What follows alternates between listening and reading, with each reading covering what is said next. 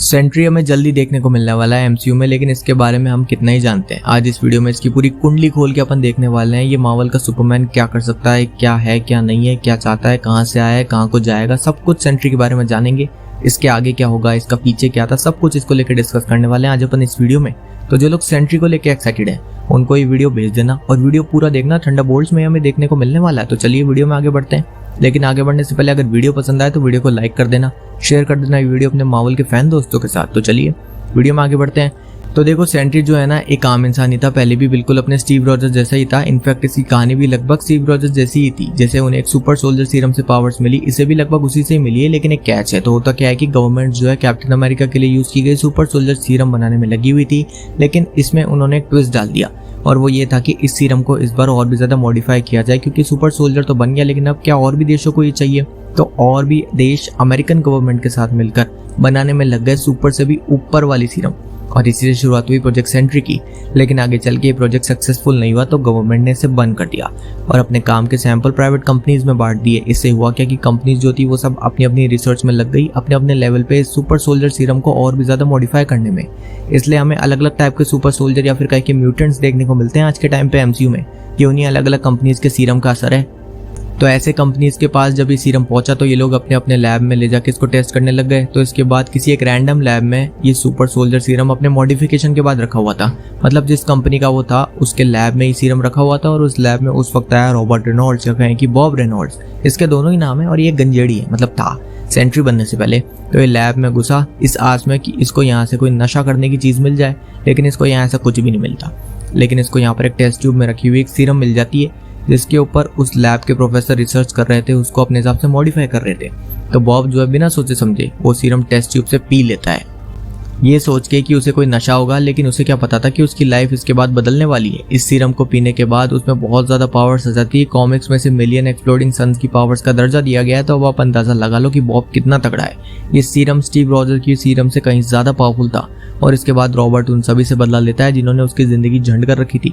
मतलब कुल मिला के रेवेंज वाले पाथ पे निकल जाता है। लेकिन इसके बाद वो प्योर इविल भी नहीं बनता, लोग की हेल्प भी करता है अपनी पावर से, लेकिन उसकी इन पावर्स का प्रेजेंस टेम्पररी होता है उसकी बॉडी में।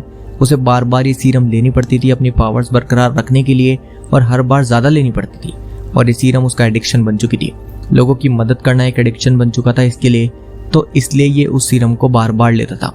तो कुल मिला के भाई फिर से नशेड़ी हो चुका था। तो ये सबकी हेल्प करता है, इसके लिंक्स भी बन गए थे, और भी सुपर हीरोज के साथ ये काम कर चुका था, जैसे कि स्पाइडरमैन, फैंटास्टिक फोर, और ये आगे चल के शादी भी कर लेता है।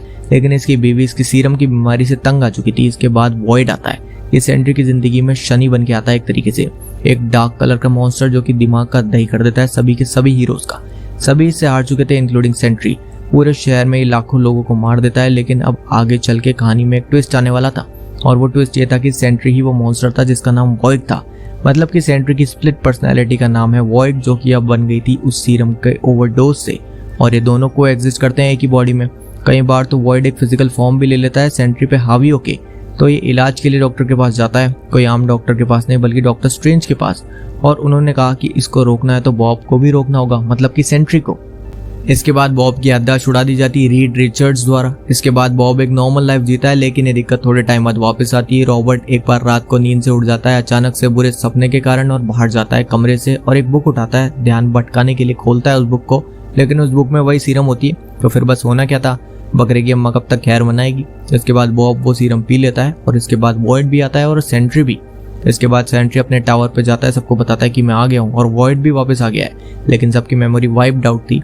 वॉइड को कोई नहीं जानता था, लेकिन इसके बाद सेंट्री सबको बताता है, और डॉक्टर स्ट्रेंज वहाँ आते हैं, और बाकी सुपर हीरोज भी साथ साथ आते हैं। इसके बाद वॉइड की एग्जिस्टेंस बाकी सभी के माइंड से वाइप्ड आउट थी, लेकिन डॉक्टर स्ट्रेंज सेंट्री को बताते हैं कि वॉइड तुम ही हो, और बाकी सुपर हीरोज को भी सब बताते हैं, जिससे कि सभी सुपर हीरोज को भी सब पता पड़ता है, और उन्हें सब याद आ जाता है कि वॉइड क्या है, क्या किया था इसने। ये सब सुनने के बाद सेंट्री थोड़ा सेंटी हो जाता है और वापस से अपनी मेमोरी वाइप आउट करने को कहता है, और यही होता भी है, और फिर से सब नॉर्मल हो जाता है। लेकिन सवाल ये है कि ये गेम कब तक चलेगा। तो ऐसा है हमारा सेंट्री।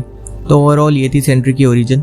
लेकिन अब इसके कारनामे देखे तो देखो, लाइव एक्शन में इसकी स्टोरी ऐसी तो ये लोग नहीं बताने वाले, जहाँ तक मुझे लगता है। बाकी इसकी पावर्स तो नेक्स्ट लेवल है ही। इसने कॉमिक्स में थॉर को हर बार जब भी इसकी फाइट हुई है उससे, तो इसने उसे रगड़ के मारा है। इसने वर्ल्ड ब्रेकर हल्क को भी पेला है, मतलब दोनों ने एक दूसरे को न्यूट्रलाइज कर दिया था, इतना लड़े थे। इसने थॉर के हैमर को भी रोका है। इसकी एक कॉमिक में ये सब हीरोज को खत्म कर चुका है। सोचो कितना तगड़ा है। ये कॉस्मिक लेवल पे काम करता है, अर्थ का अनर्थ कर सकता है अगर ये अपनी पे आ जाए तो। अब पता नहीं एमसीयू में इसको कितना लल्लू बनाते हैं, देखना है। आपको क्या लगता है कमेंट से बताओ। वेल इस वीडियो में इतना ही। ये थी वीडियो सेंट्री के ऊपर। अगर आपको वीडियो पसंद आई तो इसे लाइक कर देना, शेयर कर देना, इसको चैनल पे नया आए हो तो चैनल को सब्सक्राइब भी कर देना। मिलता हूँ मैं आपसे अपनी अगली वीडियो में, तब तक के लिए स्टे सेफ, बाय।